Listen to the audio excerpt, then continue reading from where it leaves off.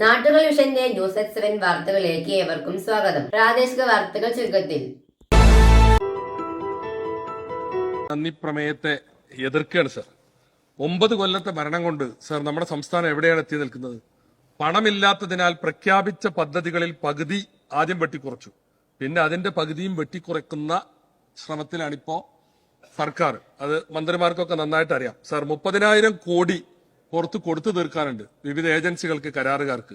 ശമ്പളവും പെൻഷനും മുടങ്ങുകയാണ് സാർ. ഉച്ചക്കഞ്ഞിയില്ലാത്ത സ്കൂളുകൾ, മരുന്നില്ലാത്ത ആശുപത്രികൾ, പൊട്ടിപ്പൊളിഞ്ഞ റോഡുകൾ, ഇവിടെയൊക്കെ നിസ്സംഗമായി നിൽക്കുന്ന ഒരു സർക്കാരാണ് സാർ. എന്നാൽ ജനങ്ങളിൽ നിന്ന് നികുതി പിരിക്കുന്നതിന് വല്ല കുറവുണ്ടോ സാർ? വൈദ്യുതി കരം കൂട്ടി, വെള്ളക്കരം കൂട്ടി, അതുപോലെ തന്നെ കെട്ടിട നികുതി വർദ്ധിപ്പിച്ചു, രജിസ്ട്രേഷൻ ആകെ കൂട്ടി, കോടതി ചെലവുകൾ കൂട്ടിയെന്ന് മാത്രമല്ല ഇപ്പൊ 5 ഇരട്ടിയാക്കി കൂട്ടാൻ വേണ്ടി പുതിയ ശുപാർശയും വാങ്ങി വെച്ചിരിക്കുകയാണ്. പെട്രോളിന് സെസ് കൂട്ടി.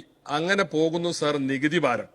കടമെടുക്കുന്ന കാര്യത്തിലോ കടമെടുത്ത് മുടിഞ്ഞ തറവാടായിട്ട് കേരളം മാറി സാർ.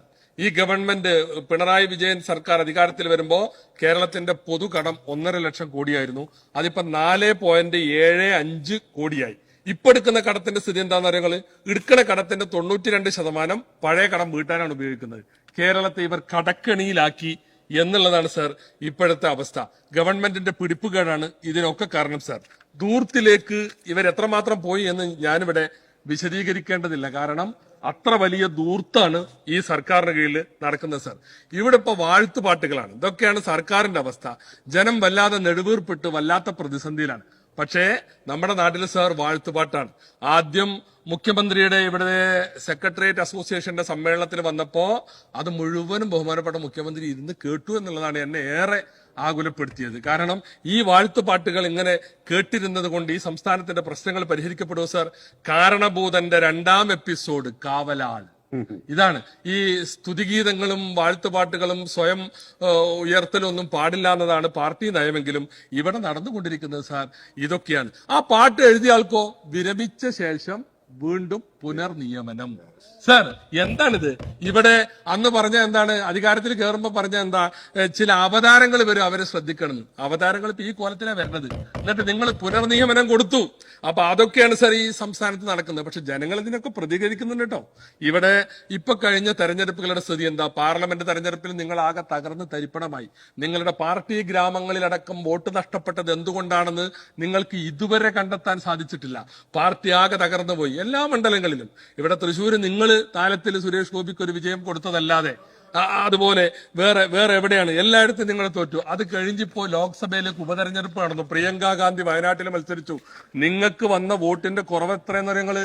70,000 വോട്ടിന്റെ കുറവുണ്ടായി. അന്ന് രാഹുൽ ഗാന്ധിക്ക് കിട്ടിയതിനേക്കാൾ 50,000 വോട്ടിന്റെ ഭൂരിപക്ഷം പ്രിയങ്ക ഗാന്ധിക്ക് കൂടുതൽ കിട്ടി എന്നുള്ളതാണ്. അപ്പൊ കേരള ജനത ഇതിന് പ്രതികരിക്കുന്നുണ്ട് സാർ. പാലക്കാട്ടേക്ക് വന്നാൽ എന്തെല്ലാമായിരുന്നു സംഗതി?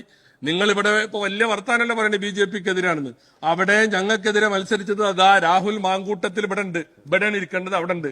ഏതായിരുന്നാലും രാഹുൽ മാങ്കൂട്ടത്തിനെതിരെ അവിടെ നിങ്ങൾ എല്ലാരും കൂടി ഒന്നിച്ചായിരുന്നു. CJP ആയിരുന്നു പ്രവർത്തനം.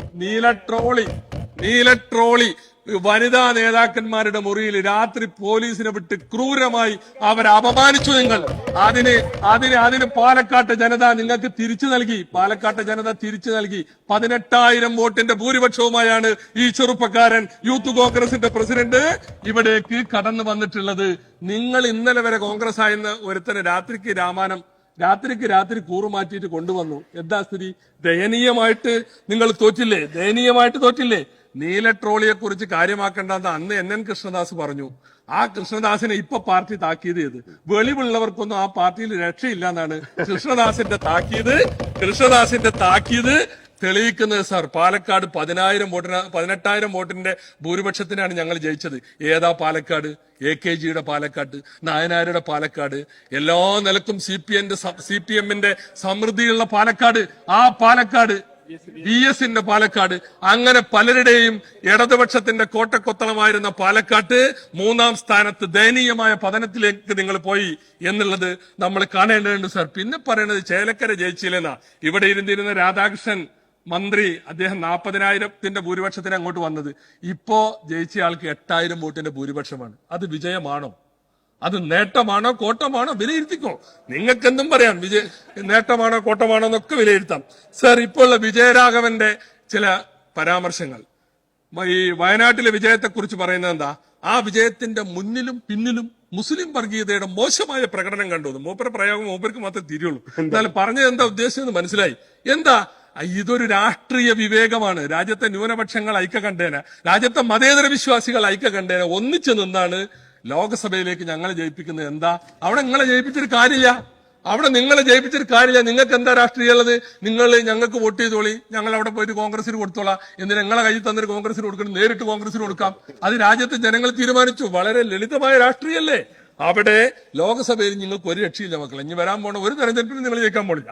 അപ്പൊ അതുകൊണ്ട് അവിടെ ലോകസഭാ തെരഞ്ഞെടുപ്പിൽ അത് രാഷ്ട്രീയ വിവേകമാണ് കാണിച്ചത്.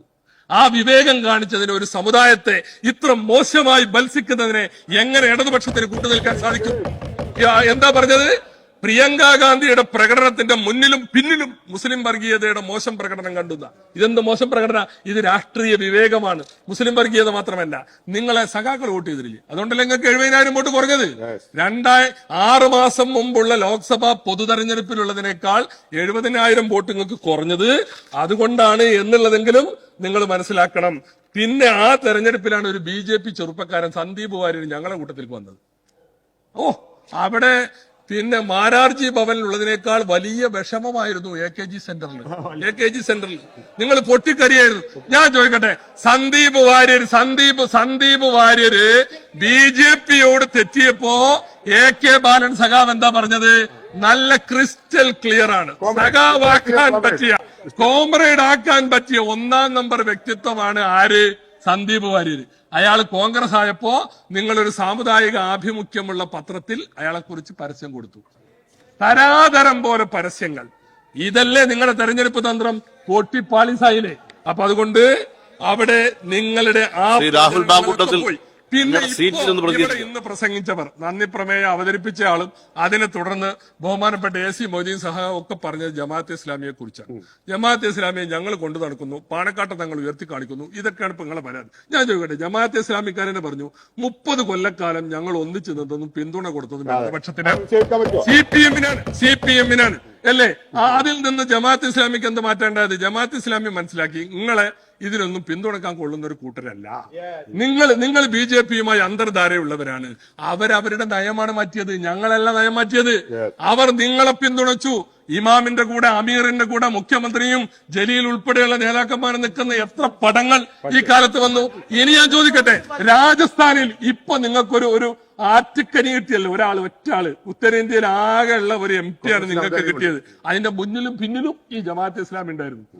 ഫോട്ടോകൾ വേണം, എത്ര ഫോട്ടോ. അപ്പോ നിങ്ങളെ പിന്തുണക്കുമ്പോ സ്വർഗീയം, ഞങ്ങളെ പിന്തുണച്ചാൽ വർഗീയം. ഇതൊക്കെ ജനത്തിന് മനസ്സിലാകും. ഞാൻ ചോദിക്കട്ടെ, PDP നിങ്ങളെ കൂടെ ഞങ്ങൾക്ക് തീവ്രത പോരാ എന്ന് പറഞ്ഞിട്ട് പോയ INL നിങ്ങളെ കൂടെ. അപ്പൊ അതൊക്കെ സ്വർഗീയം, നിങ്ങൾക്ക് കിട്ടാത്തതൊക്കെ വർഗീയം. ഇതൊക്കെ തിരിച്ചറിയാനുള്ള വിവേകം ഈ നാട്ടിലെ ജനങ്ങൾക്കുണ്ട്. ഏതായാലും നിങ്ങളെ കഷ്ടകാലം ആരംഭിച്ചു. പിന്നെ BJP, ഞങ്ങളിവിടെ CJP എന്ന് പറഞ്ഞാൽ എന്താ തെറ്റ്? തിരുവനന്തപുരം ഏരിയ സമ്മേളനത്തിൽ നിന്ന് തെറ്റിപ്പോയ നിലവിലുള്ള സെക്രട്ടറി നേരെ പോയത് അങ്ങോട്ടാ? BJPയിലേക്കാണ്. അയാൾക്കറിയാതെ രണ്ടും ഒന്ന് തന്നെയാണ് ഏകദേശം. CPM-ൽ പ്രവർത്തിക്കുന്ന ആള് തെറ്റിപ്പോയിട്ട് നേരെ പോയിട്ട് മെമ്പർഷിപ്പ് എടുത്തത് BJPയുടേതാണ്. ആലപ്പുഴയില് ജില്ലാ പഞ്ചായത്ത് മെമ്പർ. അങ്ങനെ എത്രയാൾ. അപ്പോ നിങ്ങൾക്കാണ് ഈ കച്ചവടത്തിൽ നഷ്ടം. ഇങ്ങനെ ഒരുമിച്ച് ഒപ്പം നിൽക്കണ്ട. കാരണം ആൾക്കാർക്ക് തോന്നുകയാണ്, ഏരിയ സെക്രട്ടറിക്ക് വരെ തോന്നി ഇത് രണ്ടിൽ പ്രവർത്തിച്ചാലും ഒന്ന് തന്നെയാണ് അല്ലേ? അപ്പോ ഇവിടെ നീല ട്രോളി വിവാദമായിരുന്നു ഈ ചെറുപ്പക്കാരനെതിരെ ഏറ്റവും കൂടുതൽ എടുത്ത്. നമ്മളെ സ്പീക്കർ ഇവിടെ വന്നപ്പോ അയാൾക്ക് ഒരു നീല ട്രോളിയാണ് സമ്മാനിച്ചത് എന്ന് അത് ആ വിജയത്തിന്റെ ഒരു പ്രതീകമായിട്ട് ഞാൻ കാണുകയാണ്. ഏതായിരുന്നാലും ഞാൻ ദീർഘിപ്പിക്കുന്നില്ല. വളരെ ദുരിതത്തിലാണ് ജനങ്ങൾ.